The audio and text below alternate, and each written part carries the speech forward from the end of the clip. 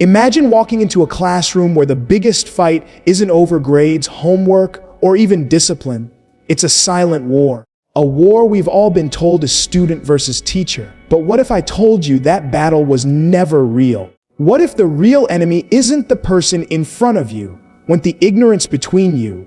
When people hear the phrase student versus teacher, their minds immediately imagine a battle, as if the classroom is some kind of boxing ring where two opponents stand face to face, waiting for the bell to sound. The student on one side, armed with youth, energy, and a hunger for freedom. The teacher on the other, armed with years of experience, authority, and expectations.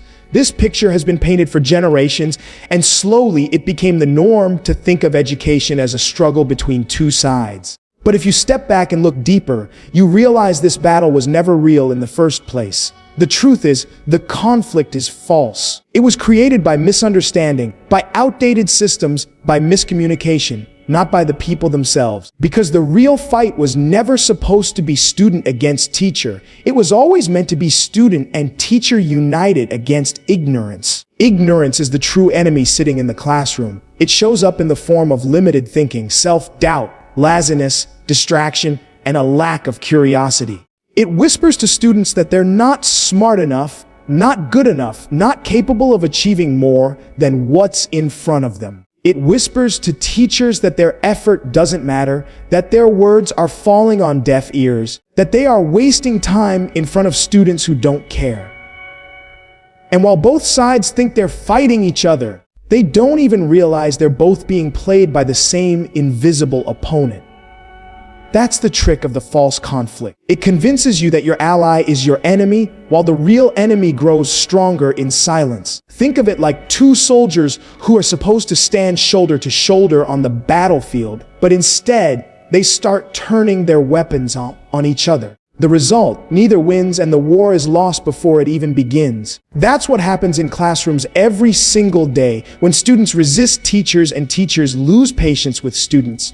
Knowledge is lost, opportunities are wasted, and futures are limited, not because of a lack of talent, but because of a lack of unity. The reason this false conflict exists is because the system often rewards competition instead of collaboration. Students are graded, ranked, and compared. Teachers are measured by test scores and results. Both are pressured to perform, and in that pressure, the relationship between them starts to feel more like a power struggle than a partnership. But education was never supposed to be about proving who is smarter, who is stronger, or who is right. It was supposed to be about growing together, lifting each other, and pushing back against the walls of ignorance until they break.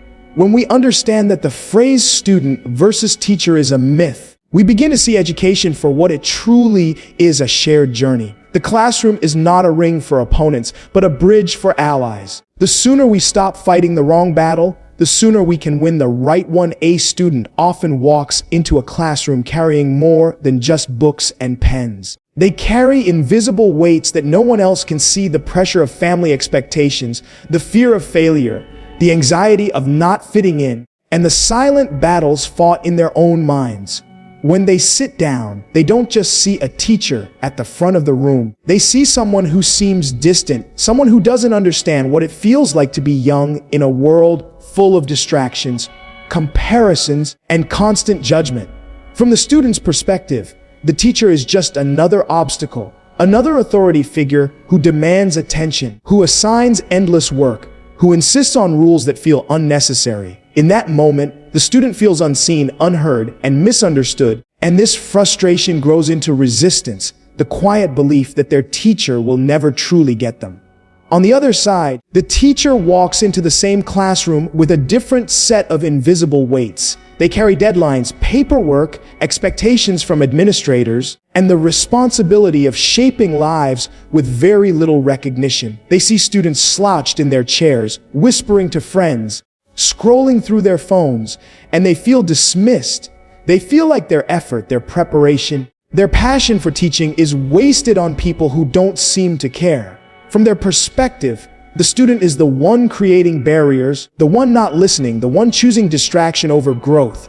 And in that moment, the teacher feels unappreciated, ignored, and even disrespected. This is where the gap begins.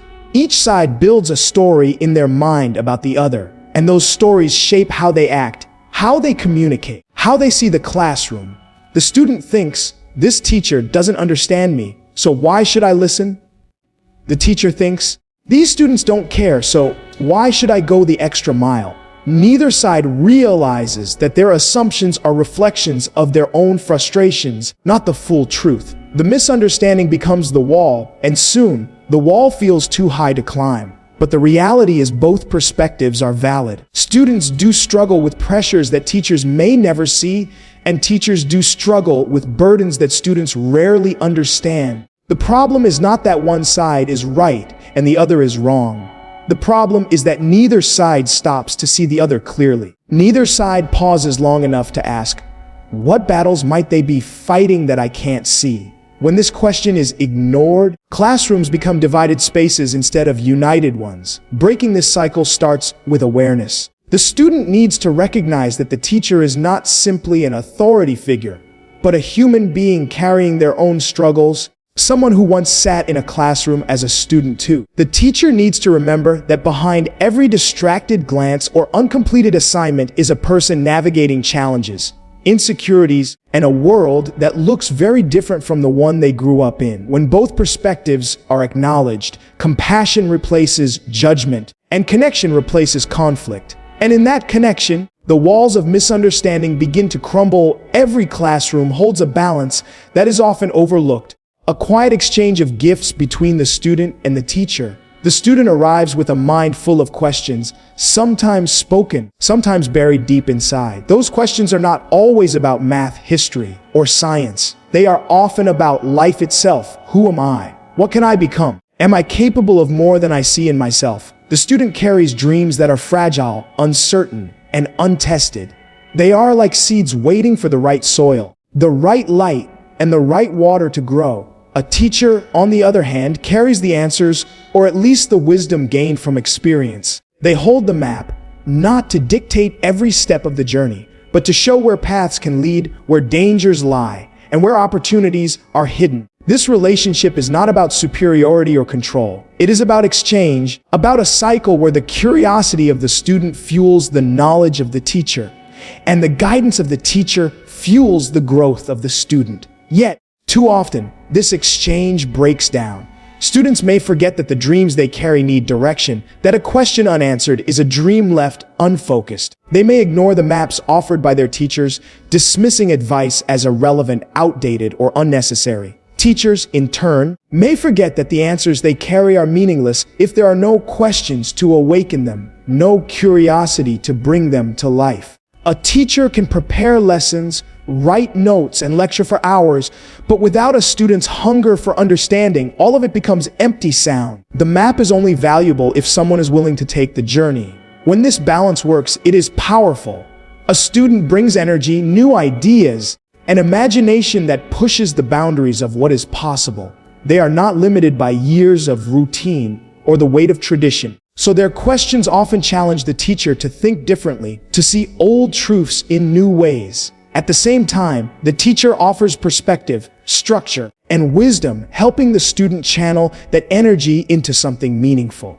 The teacher becomes the steady hand guiding the ship, while the student becomes the wind that fills the sails. Neither can move forward alone, but together, they can travel farther than either imagined. It is important to see that the student and teacher do not hold equal roles, but they hold equally important roles. The student is the dreamer, and without dreams there is nothing to chase, nothing to build. The teacher is the guide, and without guidance, the dream can get lost in confusion or wasted in distraction. When both understand their part, the classroom transforms. It stops being a place of forced learning and becomes a space of shared discovery. The student asks, the teacher answers, and both grow in the process. The student's dreams begin to take shape, and the teacher's answers find purpose. This cycle is the heart of education, not competition, not resistance, but cooperation between the one who seeks and the one who shows the way. So much of what we call education has been reduced to a process of memorizing and repeating, as if the human mind was nothing more than a machine built to store information and spit it back out on command. Students are asked to remember dates, formulas, and definitions, to pass tests that measure temporary recall more than lasting understanding. In this model, curiosity is often left outside the classroom door, replaced by pressure, anxiety, and a fear of failure. But the real purpose of learning has never been about stacking facts on top of each other. It has always been about connection, about awakening something within that makes knowledge feel alive and meaningful. When a student feels connected to the lesson, the teacher, and most importantly, their own purpose, learning becomes something much greater than the grades written on a report card. True education ignites curiosity, and curiosity transforms the entire experience. A curious student doesn't ask, "Do I have to learn this?" but instead wonders, "What could this teach me? How can this change the way I see the world?" That shift in mindset is the difference between memorization and transformation. Memorization is temporary, but transformation lasts a lifetime. A date in history might be forgotten, but the lesson behind why events happened, what they mean for the present, and how they can shape the future stays embedded in the way a person thinks and acts. A math formula may fade from memory, but the discipline of solving problems, of breaking down complexity into clarity, remains a skill that applies to every part of life. This connection is also about seeing the human being behind the student. A number on a test does not define a person's intelligence, nor does it reveal their potential. Every student carries stories, talents, and strengths that no standardized exam can measure. When education is reduced to scores and ranks, those deeper qualities are ignored, and students begin to believe they are only as valuable as the marks they achieve. That belief suffocates creativity and kills motivation. Because instead of exploring their passions, students end up chasing approval. But when teachers and systems create space for connection, when students feel seen for who they are, education becomes personal. A classroom shifts from being a place of stress to a place of discovery. The same is true for teachers. If they focus only on content delivery, they risk becoming lecturers instead of leaders, reciters instead of inspirers. But when they connect with their students, when they teach with empathy and purpose, their role changes. They are no longer just providers of information. They become mentors who light fires in young minds. In this space, knowledge is no longer a prison of memorization, but a passport to possibility. Every lesson feels like an invitation to grow. Every subject becomes a window to new perspectives, and education fulfills its true mission. Not to fill minds with facts, but to awaken hearts with purpose. A student is never just a grade written in red ink, never just a number listed on a spreadsheet, never just a percentage that can be compared to others. Yet so often, education systems reduce them to these measurements, stripping away the individuality and humanity that make each student unique. Behind every desk is a person with a story, with a dream, with challenges that cannot be seen in test results. Some are artists with imaginations that can turn blank pages into masterpieces. Some are problem solvers who can look at chaos and find hidden patterns. Some are leaders who can inspire others without even realizing their influence. When we look at students only through the lens of performance and statistics, we miss the deeper truth that they are futures in the making, lives with untapped potential and voices waiting to be heard.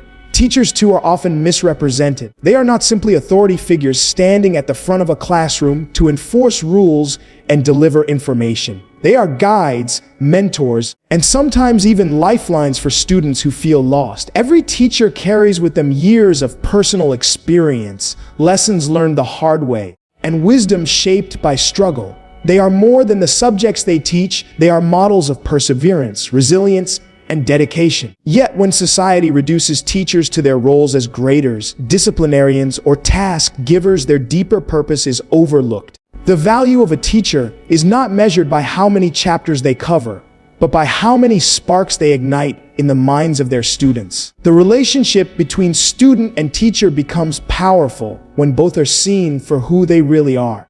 The student is not a blank slate waiting to be written on, but a flame waiting to be fanned. The teacher is not a strict judge waiting to hand down sentences, but a lantern shining light on paths that students might never notice on their own. Together, they create a cycle of growth, one in which the energy of the student fuels the purpose of the teacher, and the wisdom of the teacher empowers the potential of the student. This cycle cannot exist when either side is reduced to a stereotype. It requires recognition, respect, and a willingness to see the person beyond the role. When students feel seen as more than test scores, they begin to believe in their own worth. They discover confidence that no grade could ever give, because it comes from knowing they are valued as individuals. And when teachers are recognized as more than enforcers of rules, they are reminded why they chose this path in the first place, not for the paycheck or the paperwork, but for the chance to shape lives, to guide futures, to leave an impact that lasts long after the classroom lights are turned off.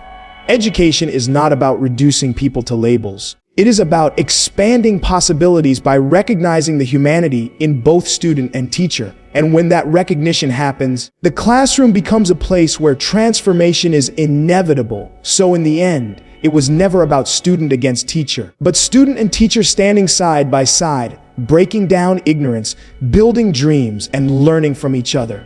Because the truth is, every teacher is still a student, and every student is already a teacher, and together they hold the power to turn education into transformation.